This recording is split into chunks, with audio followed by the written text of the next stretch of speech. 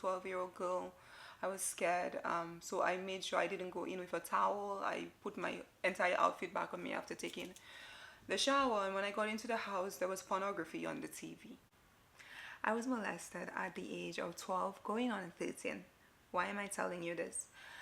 The Bible says in Revelation 12 and 11 that we overcome by the blood of the Lamb, that being Jesus Christ, and the word of our testimony. I strongly believe that if we use the bad things that we went through in our life to help other people, that is not going to waste. You know, my favorite verse is Romans 8 and 28. If you've been watching my channel for any amount of time, you know that I talk about that verse in mostly every single video. Romans 8 and 28 says that all things work together for the good of those who love God and are called according to his purpose. That means the bad things, the good things, and the ugly things that we go through, God uses it for our good and his glory. So I want to share this story with you. I pray that, you give me grace, because it's something very sensitive for me to talk about. But I think that it's so necessary because I'm a mom now. I have a daughter that's going to be 15. And I want to share my experience with other moms, hopefully giving you 5 points, not the only points and not the only ways, but 5 things that I've learned and I think that will help you. Just try to avoid that happening to your daughter. Okay, that being said, I was brought up in a very, I say, large family. My mom has 9 kids.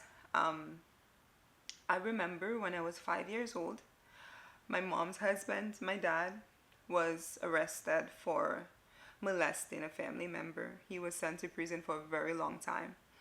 My mom was then in and out of relationships trying to make ends meet. That is very common in the Caribbean. We sometimes, single moms, it's very hard raising kids on your own, and then we get into relationships and we stay in the relationships for the wrong reasons, or we move into other relationships for the wrong reasons, because it's very difficult, raising kids as financially, emotionally, everything. It's very difficult raising kids on our own. So excuse me. So my mom was in and out of relationships for a little while. Nobody really stayed. And then she met this man that was kind of comfortable financially. That man was a monster. Before I go into this story of me being molested, I want to talk about my mom. My mom, it's hard to talk about her because she's my hero. My mom is the most beautiful, most kind, most hardworking person I've ever met. I see, now that I'm in my 30s, I see so much of her in me, and I'm so thankful for her. She taught me how to make something out of nothing. She taught me how to always help people. She taught me how to work hard. She taught me how to never give up. I'm not gonna cry. But I wanted to talk about my mom before moving into the part about her boyfriend molesting me. And I just want to say to you, before I even move into that, that is very common where I came from. It is very common for young girls to get molested, raped by their family members, by their mom's partners, by their cousins, by their uncles. It's very common in the Caribbean. And the reason I spoke about my mom is because I want to ask you to forgive your abusers, the people that hurt you. I know one thing, that I am not wrestling against flesh and blood. I know deep down in my heart that my family is not the problem. And at the beginning of this journey, the enemy tried to make my heart bitter. But God opened my eyes. And I love my mom. She knows that. I've always just wanted to help my mom because I saw how much she struggled. I've never seen anybody struggle like that. My mom would wake up at 5 in the morning. At 5 in the morning, it's still dark in St. Lucia. And that lady would prepare everything that we needed before she left. And she would cross, we lived in a very rural part of St. Lucia, countryside, a lot of streams and rivers. And she would have to cross the same river 7 times. It was like an hour walk at 5 in the morning as a woman to go work and dig the soil, and she was a farmer. So I just wanted to make that clear that I love my mom, and me sharing my story today has absolutely nothing to do with her. It has everything to do with me trying to use something bad that I went through to help other moms. What is available to me now wasn't available to my mom. Um, it wasn't available to her, and she did the best that she could in every way that she could. And I appreciate her, and I wouldn't be here today if it wasn't for her. That being said, let's move into this story. So this man started to come around, and he and my mom got together. To make a long story very short, he started to take care of her financially, and she was working for him. That's why she was going crossing the river 7 times, walking for almost an hour to get to his farm. Um, One day, he told her, we would go to his house off and on. And one day he specifically told her to send me over to his house, so he can take me to town. It's weird. If you're from America, you won't really understand. But it's like we lived in the countryside, and he wanted to take me to a place like, say, city side, like in the city. Not the city in St. Lucia, but let's just call it the city. In Viewport, which is a town, he wanted to take me there to buy stuff for her and then send it over to her place because they didn't live close to each other. So he wanted basically somebody to accompany the stuff that he was buying to bring it to the house. I didn't feel good because God has always given me a very strong spirit of discernment. And I, even as a child, I hated the way he looked at me. He looked at me kind of the same way he looked at my mom. It was just disgusting. And when I got over to his place, I couldn't say to my mom is very strict. So I didn't know how to tell her that I didn't want to go. And I knew, I don't know, I didn't want to tell her I didn't want to go. So I had to go. You don't say no to you. If you're from the Caribbean, you understand that you don't say no to your parents when they ask you to do something. You say yes, yes ma'am, yes mom, yes mommy. So I went. I made sure that I took a bath before I left because I didn't want to have to, get naked in front of him or anything, knowing that he's in the house alone. But he deliberately did that because he had already have his plans. When I got to his house, the first thing he said to me was go take a shower. And I told him that I had already done that. And he yelled at me and he told me, do you want me to tell your mom that, I asked you to do something and you didn't? And I did what he said. I went down and I took a shower and I put all my little clothes on me as a little 12-year-old girl. I was scared. So I made sure I didn't go in with a towel. I put my entire outfit back on me after taking the shower. And when I got into the house, there was pornography on the TV. And I'm not going to go into the details, but he molested me. And then he took me to town like nothing happened. And I was in pain, and he sent me down to my mom's, and I didn't trust anybody. Honestly, in the moment, I thought I was being set up. So I didn't really tell anybody about it. I didn't really talk about it. I am not even sure until, for years, I didn't talk about it. It was something very embarrassing to me. Okay, where am I? I don't want to stray away from my notes, so I'm going to look down for a little while. Bear with me. Okay, so I told you why I'm sharing this. I'm sharing this because I believe that I have a few points that can, if you're a single mom, especially if you're a mom and you have little girls, regardless of how young they are, I want to give you a few points that can help you protect your girls. Number one, be careful of who you bring around your daughter. I know that it's hard. I'm not telling you anything that I haven't experienced because I too am a single mom. But you have to be, do not ever get into a relationship because you need financial assistance. Do not stay in a relationship knowing that it's, and I know it's difficult, but I'm asking you to put your kids first. It's hard. We, in our heart, believe that the moment we were taking care of, the mere fact that we're taking care of them, they're living with us, that we've put them first. No. I believe putting them first is making decisions, thinking about them, thinking about their safety, you know. So I am asking you to be very careful who you bring around your daughters and your sons as well, and to put them first in every decision that you make. That is your legacy. Your kids are your legacy. And I know raising them can be very difficult. Sometimes, God knows, I just want to shake my daughter. But she's the love of my life, and everything I do is for her.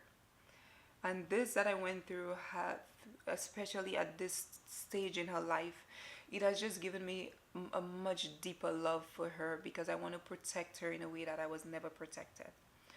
So, number one point again is to just be careful. Number two, do not just leave them alone at home just because.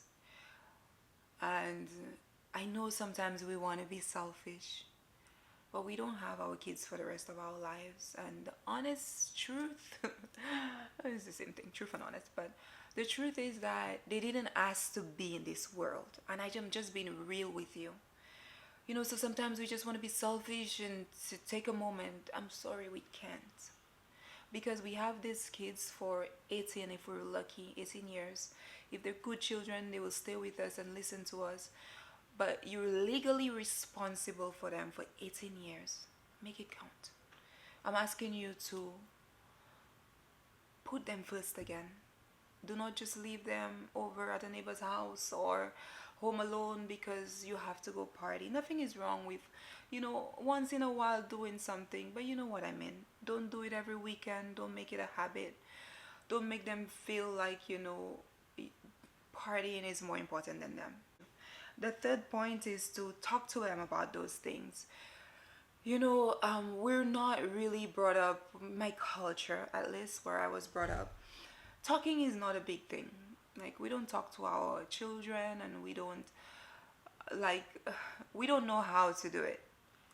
I want to ask you to do what is uncomfortable, to sit them down and tell them what to look out for, tell them how they can protect themselves. I know that no is no, but at the end of the day, we also have to learn how to protect ourselves just in case we get ourselves into a situation, to know what to look out for. I'm trying my best to put these things into words. I don't want you to misunderstand what I'm saying. I don't want it to be misunderstood. I just want to tell you that if there is anything, the lighting just went way off. If there is anything that you can do to protect your girls, sit them down, tell them, share your experiences with them. If you've never been through something like that, share other people's experience with them. Just tell them what they should look out for and how they can protect themselves, and that you're there if they need to talk to you about those things. Number four, which is another one that people might cancel me for, teach them to dress well, have good moral, good values, good standards. Teach them to cover up. I don't think, with everything that is going on in the world right now, that we should be fanning the flame of sexy in our kids' lives. I feel like the social media is already doing that enough. I don't want us to dress them and they're too young to have that in their mind already. Like, dress them so they can feel beautiful, but not that they think that they have to have everything tight and out, and that that is the only way they will be seen. So teach your girls that there's beauty on the inside as well, that this that we live in is not all that they are. And the last thing that I want to share with you, there is something in my eye. It's the last point, but it's really my number one. I believe with every inch of my being that if we have a relationship with God, if we seek first the kingdom of God and His righteousness, I believe that everything else will follow. The only reason I'm here talking about this video, like talking about these experiences today, is because I did that. I'm not perfect in any way. But for the last 5 years, there's been one constant in my life, is that I want to know God. I want to seek His kingdom. And I believe if you love God and you're after His kingdom and you're trying your best to live righteous, everything else you need will follow. Sometimes we've never heard conversations like this before, and we don't know how to apply these conversations to our lives. I didn't. If somebody told me I'd be recording this video today, 5 years ago, I'll tell them that they're crazy. But God has a plan and a purpose for our lives. And He will teach you.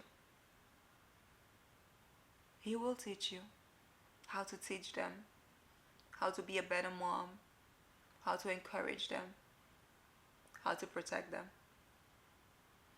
So, this is my story, a part of my story, a part of my story. I pray that you see none of me while watching this video, and that it is all Him. That He speaks to your heart while you're watching this. That He heals you, or at least you know that there is healing available for you if you went through this. God loves me so much. That's the only thing that keeps me going. How much He loves me. He loves me so much.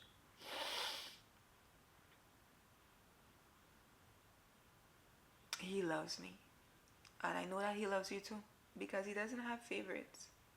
He helps you. He heals you. That you feel His presence. That you submit everything that you are to Him. That you would live your life in a way that would honor Him. And that generations after you will be blessed because of the tough decisions that you made, the sacrifices that you made. All of that being said, may the Lord bless you and keep you. May the Lord make His face shine upon you and be gracious to you. May the Lord turn His face towards you and give you peace. My name is Star Ferguson. If you got to the end of this video, I ask that you subscribe if you liked what you heard. Share it with somebody that needs it. Leave a comment, it helps. God bless you.